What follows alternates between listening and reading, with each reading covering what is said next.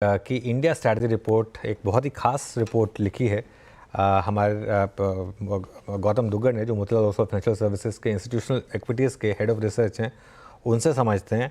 Gautam, good afternoon. अच्छा गौतम, मैं आपकी रिपोर्ट बहुत शानदार है और मैं उस पर टाइम स्पेंड करूंगा, लेकिन क्योंकि अभी थोड़ा टॉपिकल है और अभी हम मंगलम से बात कर रहे थे, एक आपका रिएक्शन अगर हो जाए एशियन पेंट्स पर आज जिस तरीके से मार्केट ने पनिश किया, क्या ये मार्केट के लिए भी एक आगे के लिए ख़राब साइंस है? गुड आफ्टरनून अनुज। यहाँ बुलाने के लिए बहुत बहुत शुक्रिया।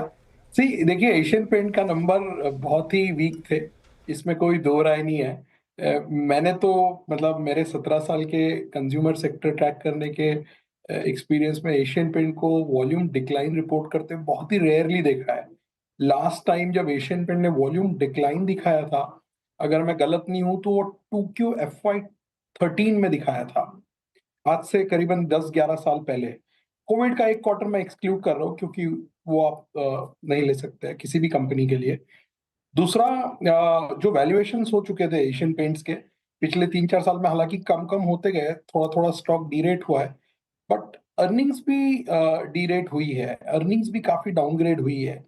तीसरी बात, कंपटीशन जोर से बढ़ गया है इस स्पेस में पिछले 3 साल में। अगर आप देखें, मुझे एग्जैक्ट डेट याद नहीं है, जिस दिन से बिरला ने अनाउंस किया कि वे पेंट्स के सेक्टर में आ रहे हैं, उस दिन से एशियन पेंट का स्टॉक अगर आप देखेंगे तो लगभग जीरो रिटर्न ही होगा।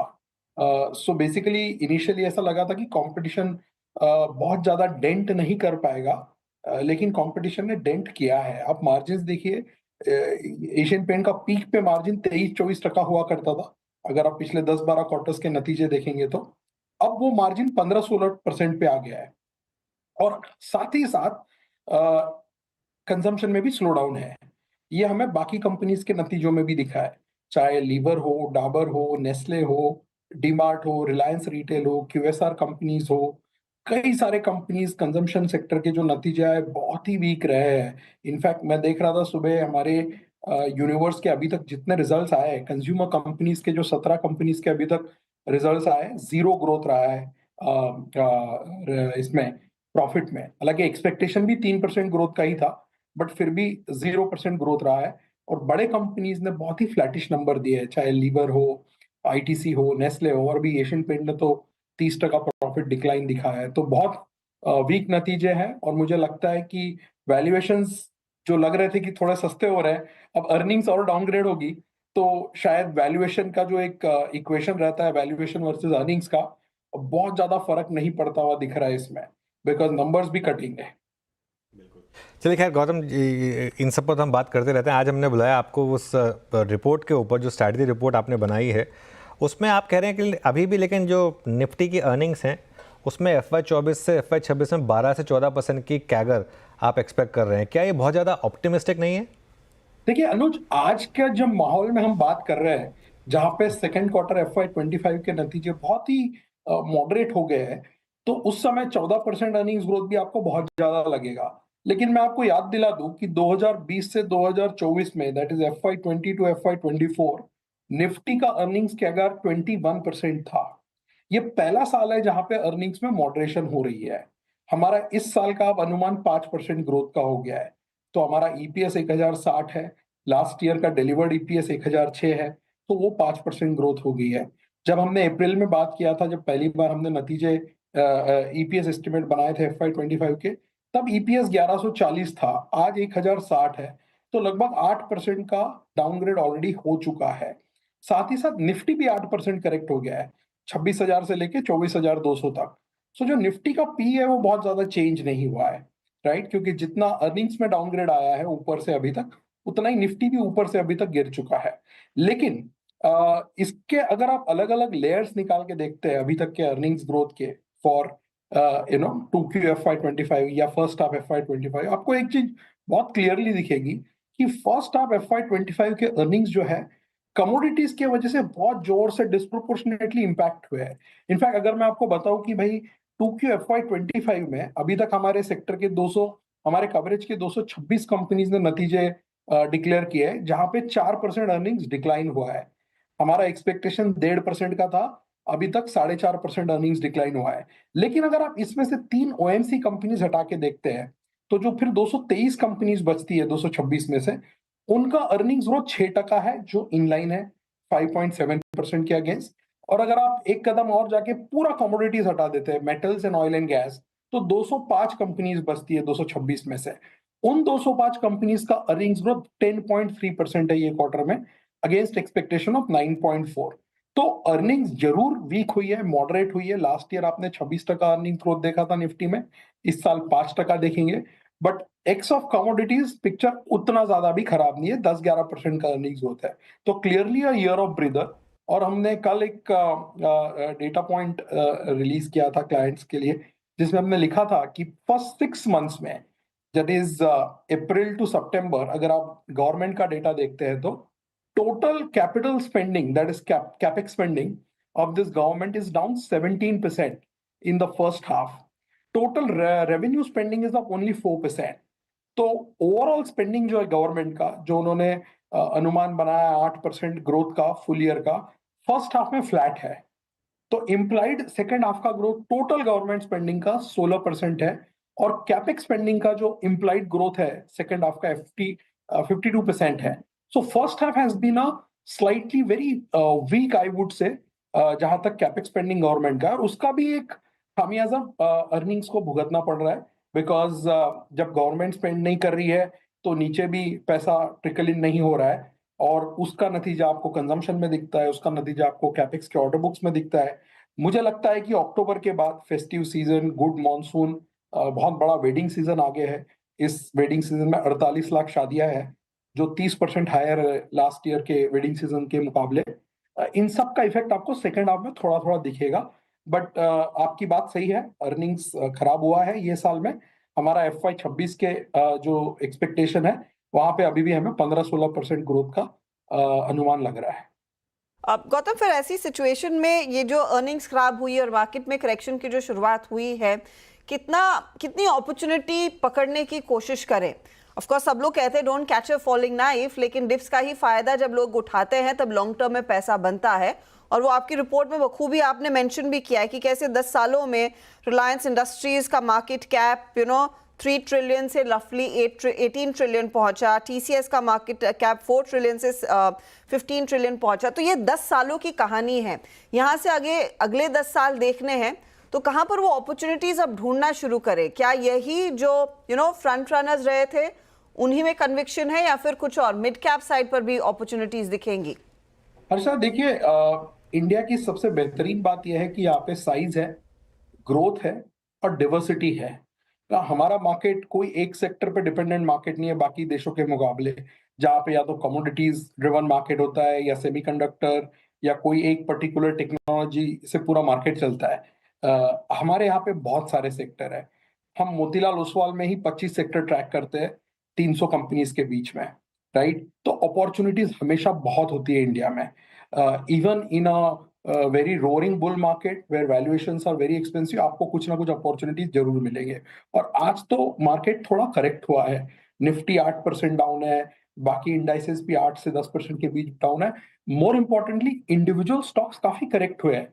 अगर आप NSE 500 का डेटा निकाल के देखेंगे, तो आउट ऑफ 500 स्टॉक्स करीबन 100 स्टॉक्स ऐसे हैं जो 20% से ज्यादा करेक्ट हुए हैं। हालांकि वैल्यूएशंस इंडेक्स लेवल पे अभी भी उतने चीप नहीं है, बट कई सारे स्टॉक्स में, स्पेशली लार्ज कैप में, हमें लगता है थोड़ी अपॉर्चुनिटीज बन रही है। जैसे PSU बैंक्स है, PSU बैंक अकेला सेक्टर है इस क्वार्टर में जहां पे 6 के 6 PSU बैंक जो हम ट्रैक करते हैं, उनके नतीजे उम्मीद से बहुत बेहतर आए हैं। राइट, आपने SBI देखा ही होगा सैटरडे, बट उसके पहले भी जो नतीजे आए, bank of Baroda, Canara, union, Indian bank, PNB, सब ने एस्टिमेट्स को बीट किया है। दूसरा, हेल्थ केयर, जहां पिछले 5 क्वार्टर से नतीजे बहुत अच्छे थे, ये क्वार्टर भी उन्होंने एक्सपेक्टेशन के मुताबिक 16% अर्निंग्स ग्रोथ दिया है।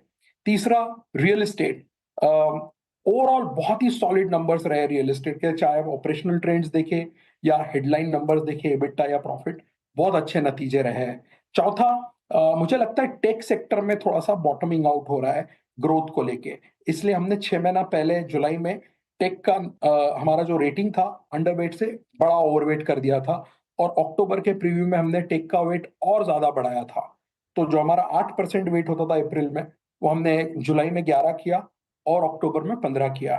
राइट। और इसके अलावा जैसे कंजम्पशन आज स्लो डाउन में है, लेकिन हर एक सेगमेंट कंजम्पशन का स्लो डाउन में नहीं है। आपने ज्वेलरी में देखा नंबर्स बहुत अच्छे थे, डिमांड बहुत अच्छी थी। ज्वेलरी एक अकेला ऐसा सेक्टर रहा है जिसका फेस्टिव सीजन बहुत अच्छा गया है, राइट। तो अगर आप बॉटम्स अप स्टडी करेंगे तो कई सारे स्टॉक्स, कई सारे सेक्टर्स आपको ऐसे दिखेंगे जो ऐसे अर्निंग्स मॉडरेशन वाले एनवायरनमेंट में भी जिनके नंबर्स अच्छे आ रहे हैं और जहाँ पे अपॉर्चुनिटीज क्रिएट हुई है। आपने देखा हमने ऑटो ओवरऑल अंडरवेट कर रखा था, बट हमारा प्रेफरेंस एम था पिछले 2.5 सालों से। एम के नंबर बहुत अच्छे थे, टीवीएस के नंबर बहुत बढ़िया थे। ये दोनों स्टॉक्स हमारे मॉडल पोर्टफोलियो में। एल के नंबर्स एक्सपेक्टेशन से बेटर थे। स्टॉक पिछले 1 साल से कहीं नहीं गया है। Within the overall industrial space L सबसे चीप स्टॉक है आज भी, राइट।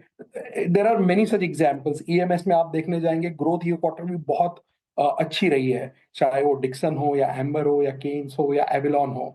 तो अगर आप थोड़ा सा बॉटम्स ऑफ स्टडी करते हैं तो मार्केट में आज भी काफी अपॉर्चुनिटी है। और चूंकि मार्केट 8-9% जो करेक्ट हुआ है, थोड़ा बहुत एक ब्रीदिंग स्पेस मिला है। आज से 2 महीना पहले जब आप 26,200 पे थे, तब आपको स्टॉक्स आइडेंटिफाई करने में बहुत तकलीफ हो रही थी। आज एटलीस्ट लार्ज कैप्स में कई सारे इन्वेस्टमेंट अपॉर्चुनिटीज उभर के सामने आ रही है।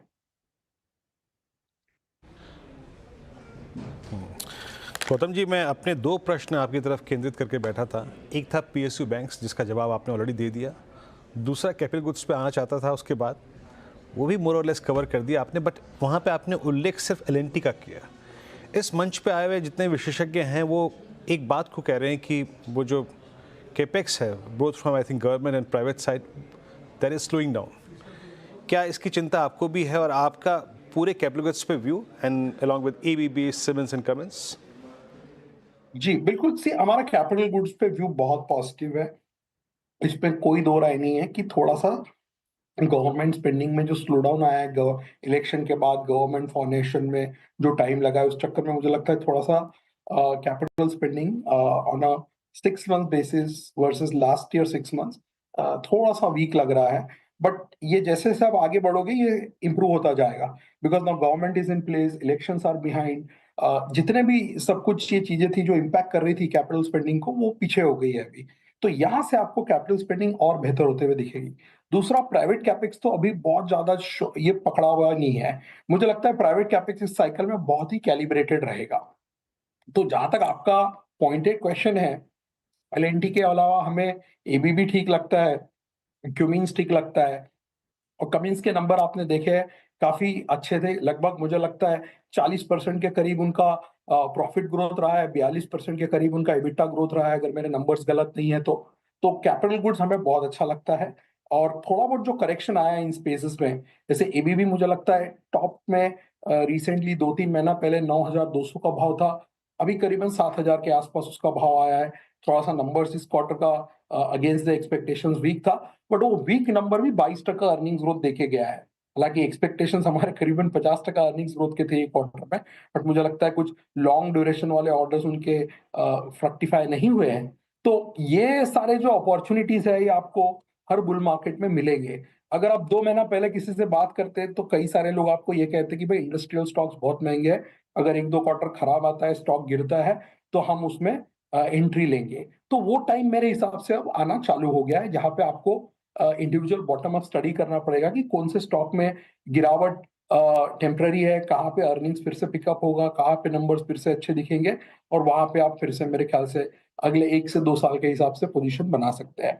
बट वो है वो पीरियड जो था जहां पे आपका पी 30 से लेके 80-90 तक था, चला गया था, रीरेट हो गया था 1-1.5 साल में, मुझे नहीं लगता वो पीरियड वापस आसानी से आने वाला है। अच्छा, आप ही की रिपोर्ट्स में अब मैं जो कुछ टॉप आइडियाज़ देख रहा हूँ उनमें लार्ज कैप में मुझे टाइटन दिखाई दे रहा है और मिड कैप में इंडियन होटल्स दिखाई दे रहा है, और ट्रेंड गायब है इसमें जो आपका इतना स्ट्रॉन्ग फेवरेट स्टॉक रहा है।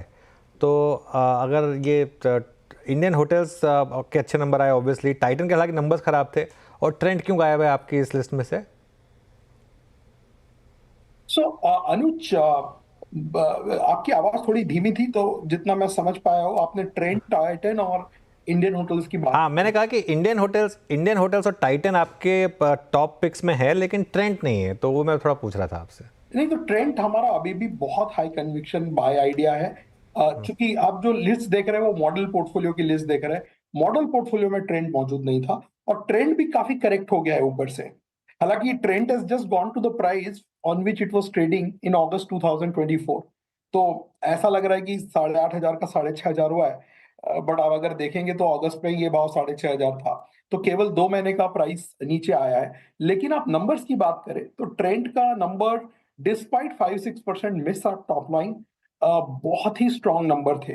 करीबन 40% उन्होंने भी प्रॉफिट ग्रोथ रिपोर्ट किया है और करीबन करीबन 40 के आसपास ही उनका एबिटा और रेवेन्यू ग्रोथ भी था, जो कि ये इन्वायरमेंट में मैं कहूँगा बहुत ही स्ट्रांग था।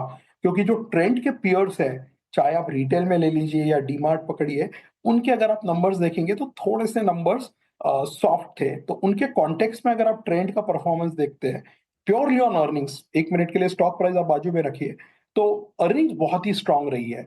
तो मुझे लगता है जो करेक्शन आया है और अगर ये ग्रोथ आगे भी सस्टेन होते नजर आ रही है, हमें लगता है अगला 3 साल भी ट्रेंड 30% से ज्यादा अर्निंग सीएजीआर करेगा। तो every correction in my view in trend is a buying opportunity. Indian hotel हमारा बहुत लॉन्ग स्टैंडिंग टॉप आइडिया और मॉडल पोर्टफोलियो पिक रहा है। हमें लगता है होटल और रियल एस्टेट ये 2 सेक्टर ऐसे हैं जिनकी साइकिल अभी मिड लेवल पे पहुंची है और इनकी अप साइकिल में अभी भी 2-3 साल का टाइम बाकी है। तो मैंने आपको रियल एस्टेट के भी नंबर्स बताए थे बिगिनिंग में। होटल्स में हमारा इंडियन होटल एक लॉन्ग स्टैंडिंग टॉप आइडिया रहा है। इस क्वार्टर के नतीजे बहुत ही स्ट्रांग थे उनके, थोड़ा सा अर्निंग्स भी अपग्रेड हुआ है। तो वहां पे हम जस्ट कंटिन्यू कर रहे हैं हमारा व्यू, बिकॉज हमें लगता है ये साइकिल अभी अप साइकिल में बहुत टाइम बाकी है। और लास्टली टाइटन, पिछला 1-1.5 साल से टाइटन में थोड़ा सा मार्जिन पे प्रेशर रहा है because of competition, because of new players getting lot of capital और थोड़ा बहुत लैब डायमंड की वजह से भी एक एंशियसनेस रहा है। बट मुझे लगता है जो टाइटन का हिस्ट्री रहा है पिछले 40-50 साल का, हर साइकिल को उन्होंने बहुत अच्छे से हैंडल किया है, राइट। तो मुझे लगता है ये जो मार्जिन का अभी आपको प्रेशर दिख रहा है पिछले 3-4 क्वार्टर से, वो हैंडल कर मेरे को लगता है वो वापस से अपने ट्रेंड पे पहले पहुंच जाएंगे 12-13% के जो उनके एबिट मार्जिन होते थे। तो ये अच्छी एक बाइंग अपॉर्चुनिटी हमें नजर आ रही है, इसलिए हमने टाइटन भी मॉडल पोर्टफोलियो में रखा है। ऑलराइट, गौतम बहुत बहुत शुक्रिया आज हमारे साथ जुड़ने के लिए, और फिर आपसे कभी दोबारा बात करेंगे कुछ और टॉपिक्स पर, बट आज हमसे बात करने के लिए बहुत बहुत शुक्रिया आपका। चलिए।